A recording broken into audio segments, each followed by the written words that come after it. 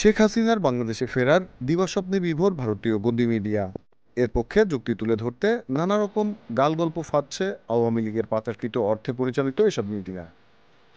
চটকদার শিরোনামে তারা গুজব রটাচ্ছে খুব তাড়াতাড়ি নির্বাচনের আগেই হাসিনা ফিরবে।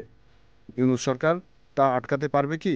প্রতি বাংলাদেশে এক আওয়ামী লীগ নেতার জানাজাকে ঘিরে এসব গুজব তৈরি করছে তারা। ওই আওয়ামী লীগ নেতার জানাজার নামাজের ভিডিও ফুটেজ দেখিয়ে তারা বলছে জানাজায় মানুষের ঢল নেমেছে, যার দ্বারা তারা প্রমাণ করার চেষ্টা করছে যে বাংলাদেশে আওয়ামী লীগের জনসমর্থন আরও বেড়েছে।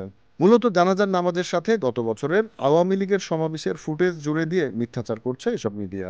বাস্তবতা হচ্ছে ছাত্র জনতার অভ্যুত্থানে গণহত্যার দায়ে আওয়ামী লীগের রাজনীতিকে এখনো ঘৃণাভরে প্রত্যাখ্যান করে এদেশের মানুষ। তাই হাসিনার সহসায় দেশে ফেরার বিষয়টি গদি মিডিয়ার অলীক কল্পনা ছাড়া কিছুই নয়। Z news, Dhaka.